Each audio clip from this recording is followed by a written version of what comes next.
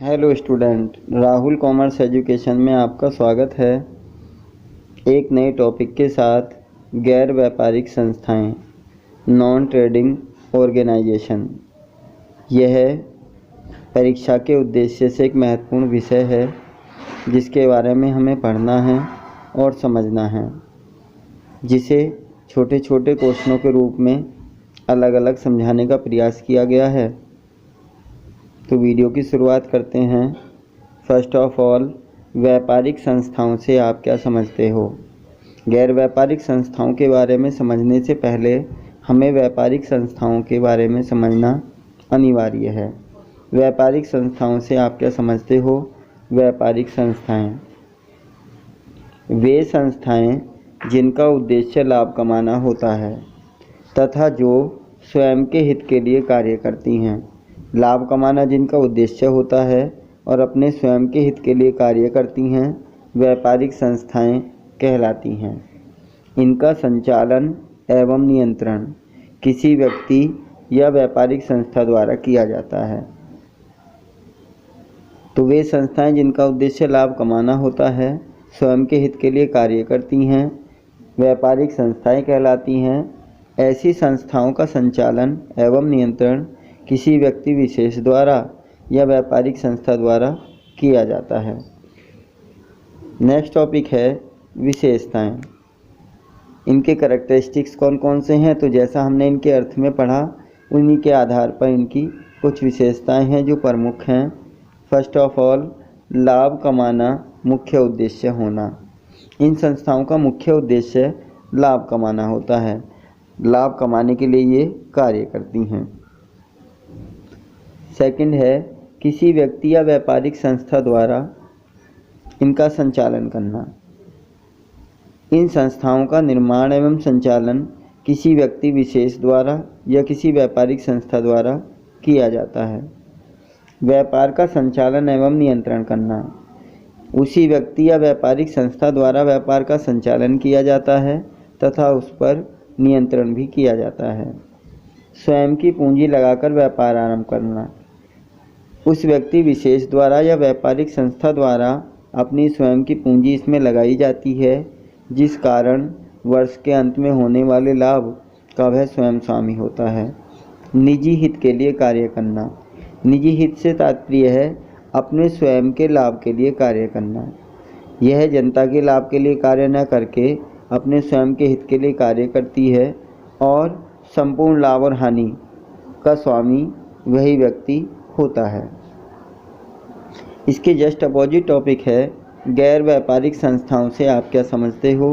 What do you mean by non trading organisation? गैर व्यापारिक संस्थाएं ऐसी संस्थाएं जिनका उद्देश्य लाभ कमाना न होकर समाज की सेवा करना होता है। व्यापारिक संस्थाओं से अपोजिट इसका अर्थ होता है व्यापारिक संस्थाओं का उद्देश्य लाभ कमाना था, जबकि इनका उद्देश्य समाज की सेवा करना होता है, लाभ कमाना नहीं होता। गैर व्यापारिक संस्थाएं कहलाती हैं।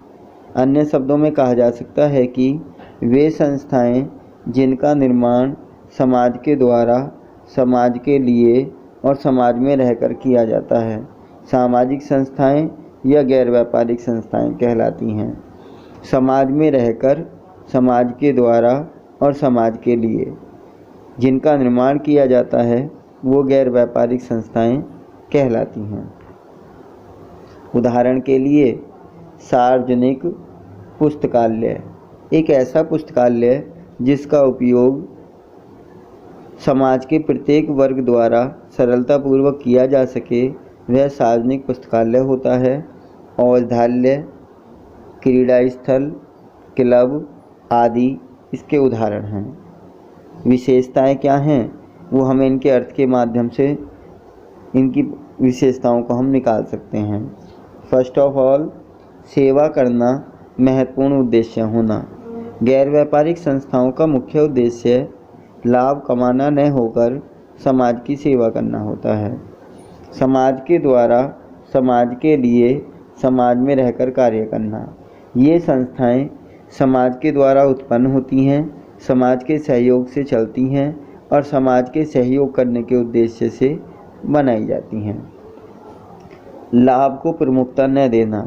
इन संस्थाओं द्वारा प्रथम उद्देश्य समाज की सेवा करना होता है, उसके बाद लाभ कमाना होता है।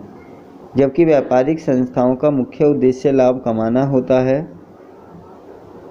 इसलिए इसकी प्रमुख विशेषता है कि ये लाभ को महत्व नहीं देते हैं।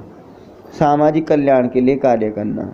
ये संस्थाएं समाज के कल्याण के लिए कार्य करती हैं, जैसे भूकंप, बाढ़, अकाल वाली स्थिति में समाज की सेवा करने के लिए सामाजिक संस्थाओं द्वारा अपना अपना योगदान दिया जाता है।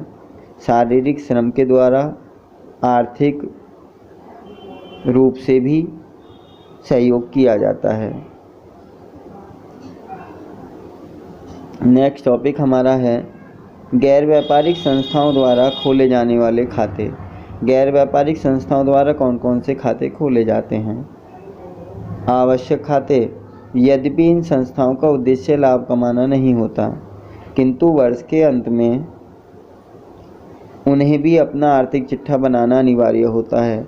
गैर व्यापारिक संस्थाओं को भी वर्ष के अंत में अपना आर्थिक चिट्ठा बनाना होता है, इसलिए इन संस्थाओं द्वारा निम्नलिखित खाते तैयार किए जाते हैं, जिनमें फर्स्ट ऑफ ऑल है प्राप्ति एवं भुगतान खाता।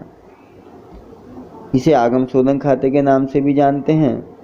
नेक्स्ट आय व्यय खाता, receipts and payment account, income and expenditure account और बैलेंस शीट आर्थिक चिट्ठा।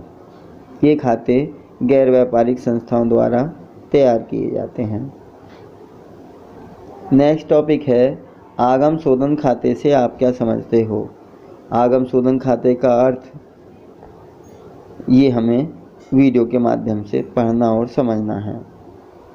गैर व्यापारिक संस्थाओं द्वारा खोले जाने वाला यह प्रथम एवं महत्वपूर्ण खाता है। गैर व्यापारिक संस्थाओं द्वारा सबसे पहले आगम शोधन खाता खोला जाता है, जिसे प्राप्ति एवं भुगतान खाते के नाम से भी जाना जाता है। यह खाता रोकड़ खाते का एक संक्षिप्त रूप होता है। रोकड़ खाते के समान बनाया जाता है और उसी का संक्षिप्त रूप यह होता है। यह वास्तविक प्रकृति का खाता है। यह वास्तविक प्रकृति का होता है क्योंकि इसका संबंध कहीं न कहीं संपत्ति से होता है और संपत्ति से संबंधित खातों को हम वास्तविक प्रकृति के खातों के रूप में जानते हैं। नेक्स्ट टॉपिक है विशेषताएं। इस खाते की कौन कौन सी विशेषताएं हैं वो हमें समझनी हैं, जिनके माध्यम से हम इनके न्यूमेरिकल क्वेश्चनों को हल करते हैं। फर्स्ट ऑफ ऑल, इसमें आगम और शोधन दो पक्ष होते हैं। आगम रिसीप्ट्स, शोधन पेमेंट। तो रिसीव एंड पेमेंट्स प्राप्ति एवं भुगतान या फिर आगम और शोधन दो पक्ष इसके अंदर होते हैं। यह खाता प्रारंभिक शेष से प्रारंभ होता है और अंतिम शेष पर समाप्त होता है। इसमें सबसे पहले हम टू बैलेंस BD प्रारंभिक शेष को लिखते हैं और अंत में बाई बैलेंस CD अंतिम शेष के रूप में इसका शेष निकाला जाता है। इसमें समायोजन का लेखा नहीं होता। इसमें हम किसी भी एडजस्टमेंट को शामिल नहीं करते। इसमें गत वर्ष, चालू वर्ष और आगामी वर्ष तीनों ही वर्षों को शामिल किया जाता है।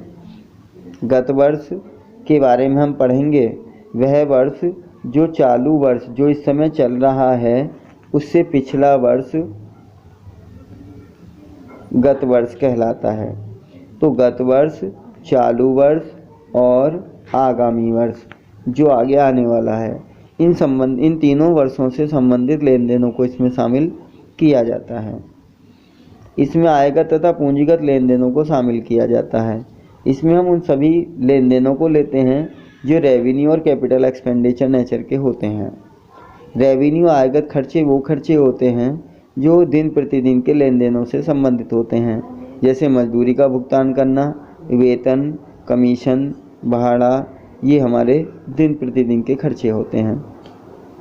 पूंजीगत खर्चे जिनका संबंध संपत्ति से होता है वो पूंजीगत खर्चे कहलाते हैं, जैसे मशीन खरीदना, मशीन बेचना, संपत्ति का क्रय करना, संपत्ति को बेचना, ये हमारे एसेट से रिलेटेड होते हैं संपत्ति से, इसलिए इन्हें पूंजीगत प्रकृति के खाते कहते हैं, तो इन्हें शामिल किया जाता है।